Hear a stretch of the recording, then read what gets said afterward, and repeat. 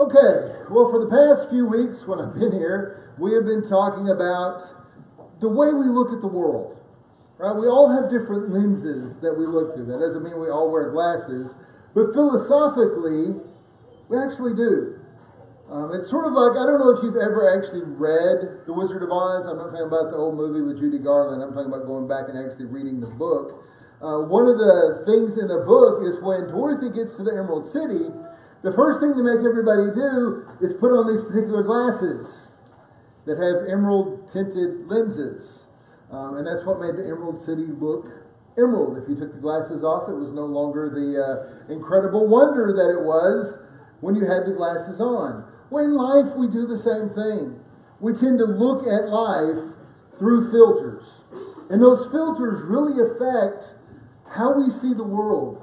They affect how we interact with the world. They affect how events tend to impact us. Right? We've looked at quite a few already. We have a couple more still to go. The very first one we looked at was the difference between grace and guilt. Too often in our lives, we look through lenses of guilt. We can't let go. We can't let go of our own guilt. We can't let go of somebody else's guilt. However, Jesus provided a different way to look at the world. So look through a lens of grace. See people through a lens of grace, and it's a much better way to see the world. We looked at some others. We looked at joy and pain. We tend to focus on the pain because pain gets our attention very easily.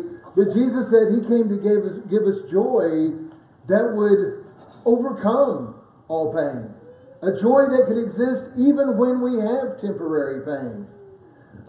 Then the other one we have done so far is the difference between safety and fear. We live in a world surrounded by fear. Fearmongers rule the airwaves. And there's all these different reasons to be afraid. And when you look through that lens, the world can be a very scary place. But once again, Jesus gave us a different way of looking at the world, didn't He? A world in which He said, I'm king. And if you're with me, you have nothing to fear. Not even death itself. Yeah, we may still get sick. We may still die. We may still suffer. There may still be pain in our life. But when we are standing beside the God of all creation, what could really hurt us? And the answer was nothing. Well, today we're going to look at another big item. All right, this is a filter we all struggle with. When you're little, we got lots of little ones. I love our little ones. You know, I once preached for a congregation, just for a few weeks, actually, because it drove me nuts. I was still in school, going around, filling in. And I walked into this one church, and I started to preach, and it was stone cold quiet. I mean, if there had been a cricket, that would have been an improvement. And the reason being, there were no kids. And then the second week I went back there, one lady brought her baby in, and the baby started to fuss a little bit, so she took him out. And I told her afterwards, I said, please don't do that. I like to know somebody's awake. I love our kids. I never worry about your kid bothering me, okay? That's never going to be an issue. And when they talk back, it's just that much more awesome. But little kids, it's easy to read a child, isn't it? They sort of wear everything out on their sleeve. What is one of the first words a child truly learns the meaning of? No and mine. Exactly. And usually we say these two go together because it's no, mine. Man, we learn that young, don't we? We want what we want. You ever have two little kids playing together? I'm talking 2-year-old, 3-year-old, 16-year-old, 17-year-old. Works either way. They both want the same thing. We learn to take, don't we? We want what we want.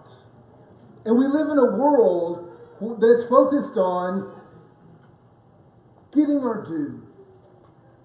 I deserve more, don't I? You're thinking, no, Kenneth, you don't. But you're thinking you deserve more, right? Amen? Yeah, you said it in your head. I know you did. That's the way the world works.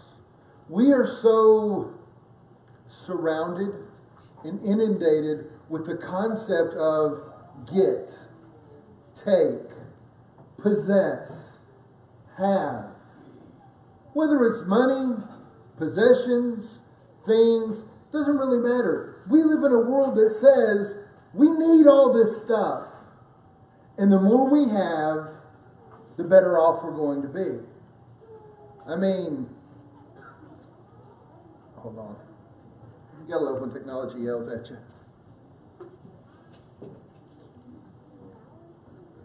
Oh well, I'll just have to guess where I'm at. How many of us had a piggy bank growing up? Few of us. My problem with my piggy bank is my piggy bank was always empty. Because I would get 50 cents in my piggy bank and it was time to go to the store. But it always bothered me when my piggy bank was empty. I always felt like my piggy bank was supposed to be full. But you know, when you spend the money in your piggy bank, the pig can't gain any weight. Right? Isn't that how that works? But as a kid, that concept was completely foreign to me.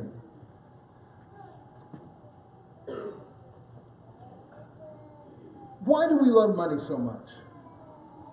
I'll get back on track here in a second. Y'all just hang with me. Why do we love money so much? What does money mean to us? Money means possessions, right? Because you can buy what you want. But money also means security to a lot of people. If you got enough money, you don't have to worry. I mean, there are a lot of things money and possessions and wealth mean to us in life. Turn your Bibles over to Luke chapter 12. Luke chapter 12. In Luke chapter 12, Jesus tells the story of a man whose piggy bank got really fat. He had a good year. He had a year where the possessions grew, where the money and wealth grew, where everything just really went the way most of us would want it to go. And it's a really interesting story. In Luke chapter 12, starting in verse 16,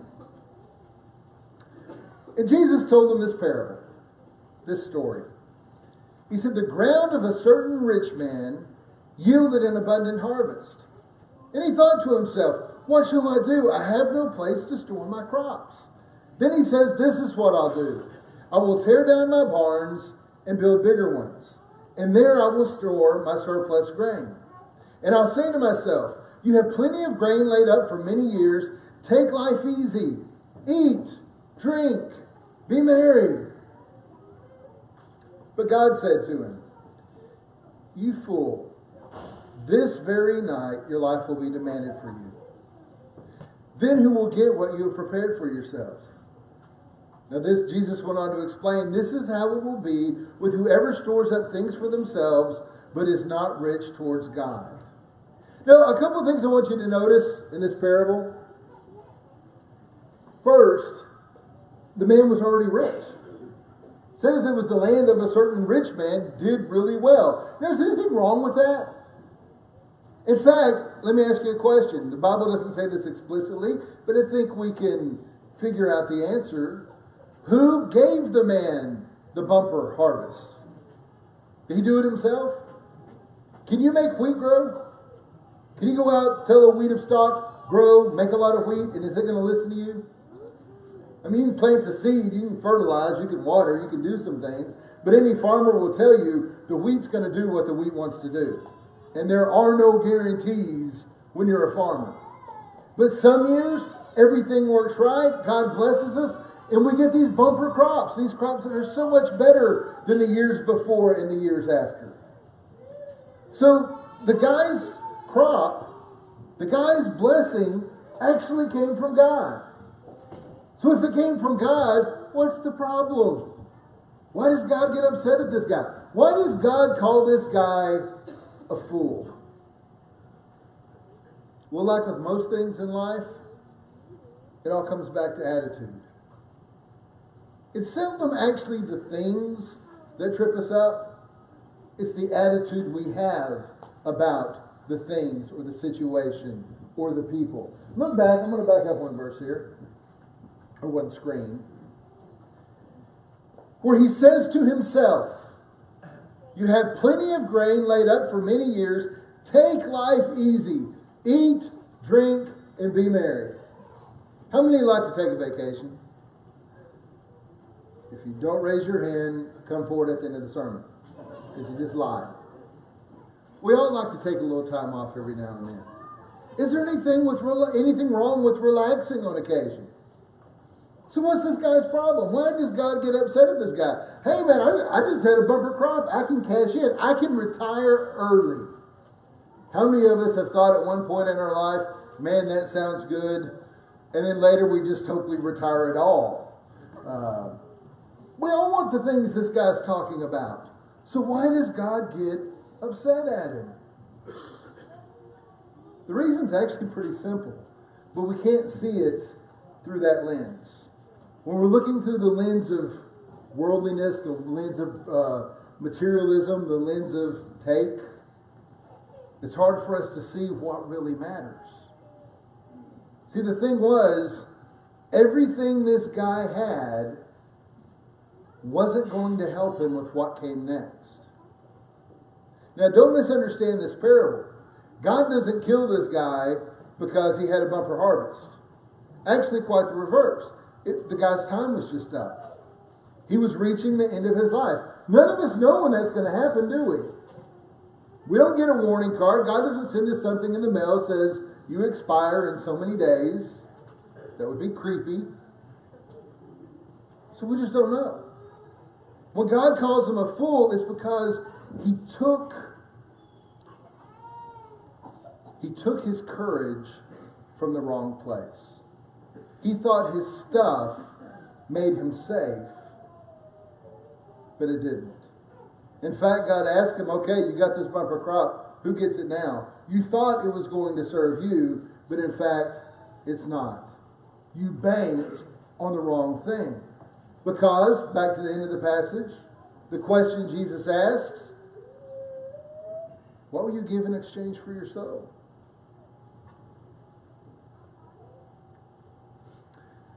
Money tends to be, and wealth, I'm going to say money because it's easier, but wealth tends to be a problem whether you have it or not. And actually, I'm going to argue it's the same problem. And we'll get there in just a second. But here's the deal. Money, whether you have it, whether you don't have it, wealth, whether you have it, whether you don't have it, is frequently the instrument, see if I can get it to go, here we go, of self-worship. Money allows us too often to focus on ourselves. When we look through that lens, we're looking in a mirror. When we look through the lens of materialism, all we're looking at is ourselves and what we want and what we need and what we think we deserve. It's all about me, me, me, I. In the words of our 2-year-olds, mine.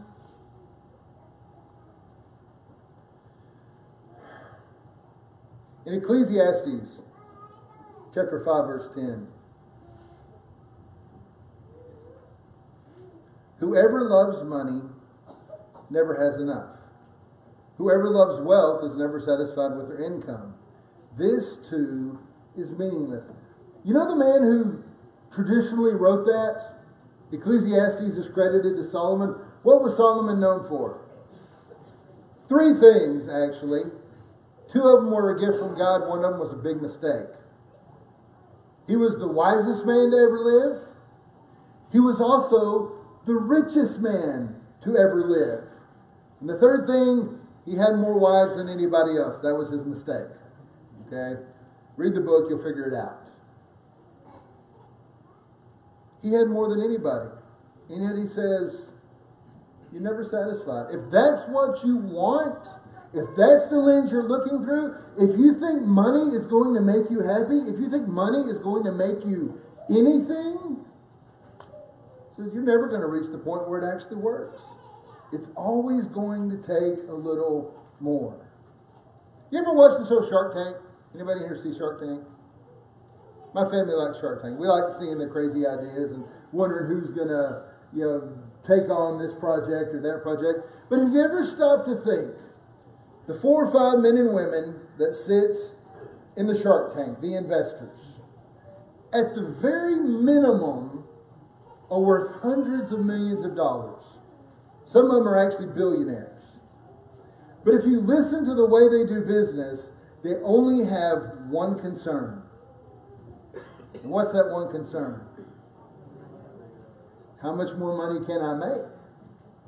You know, I find it interesting because you have some young, especially some younger men and women, some younger boys and girls come in there with ideas, and they have these businesses that are doing okay, but they tend to be focused actually as much on giving back as making money. And anytime they walk into the Shark Tank, they get the exact same response. One of the sharks tell them, well, that's just dumb. You can't make money that way.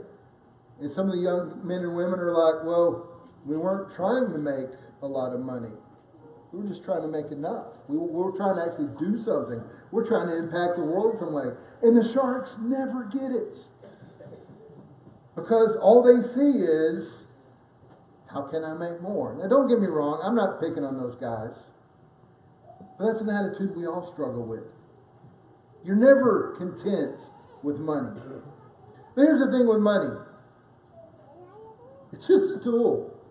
I know we quote 1 Timothy a lot. The love of money is the root of all kinds of evil. But we forget to say the phrase love of. We say money is the root of all kinds of evil. No, it's not. Money's just a thing.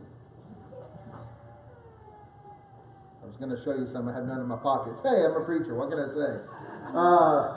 It's just a thing. It's a coin. It's a piece of paper. In fact, most of our money as Americans isn't worth what it says on it. A quarter doesn't have 25 cents worth of material necessarily anymore.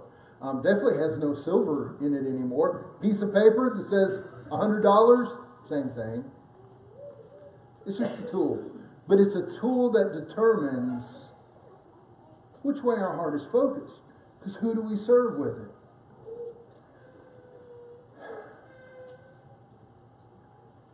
Here's the thing.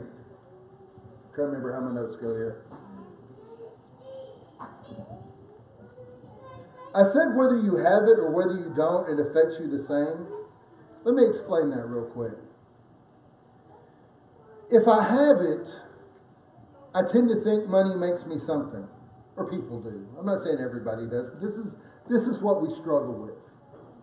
I think if I have money, then I deserve my money. Then my money makes me special. My money makes me more important. My money makes me more powerful. My money makes me whatever it is that I value. I think my money is what gives that to me. But what if I don't have money? Well, then I tend to think, well, if I had money, then. But the problem is money was never what made us important. And money can never make us who we need to be.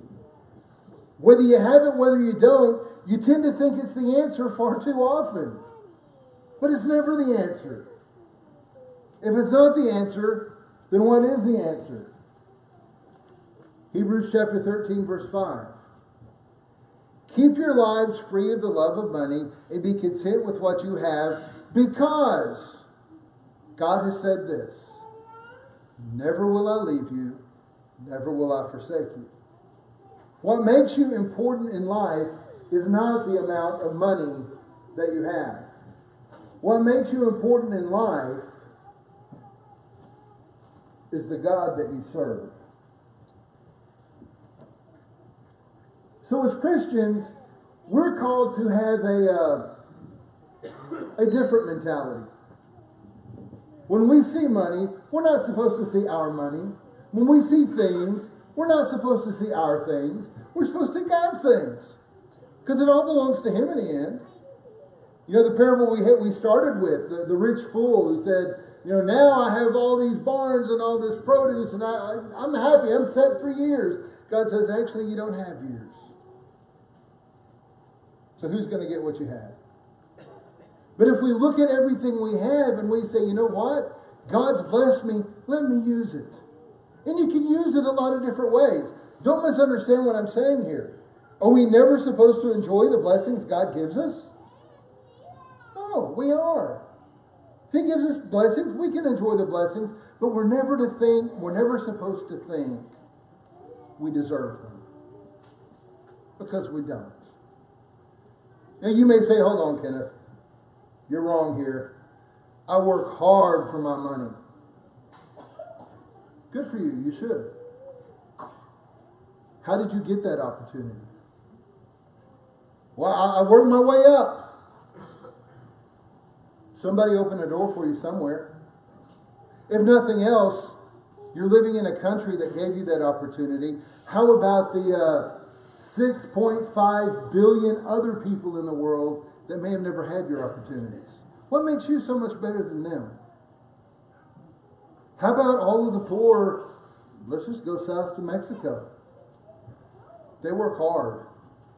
Some of them work hard every day of their life, and they don't make a fraction of what you make. You really deserve yours more than they deserve what they get? Are you just a better person? Or has God just given you more? Not because of how good you are, but because of how good He is. And what He gives you as a tool to use. You know, you were born in a place that ultimately allowed you to be here. But this morning, there are people living in slums all over this world that have never had that opportunity. Are you actually better than they are? It's our Savior, it's our Lord that said, blessed are the poor. We're not the poor. We're the rich. We're the ones that God says, I'm going to hold you accountable for the stuff I gave you. You know, it's not about taking, now it's about giving. First, recognizing that it's God that gave it to us. And yes, maybe I earned it, but who gave me my skill? Who gave me my strength? Who gave me my health? Wasn't me.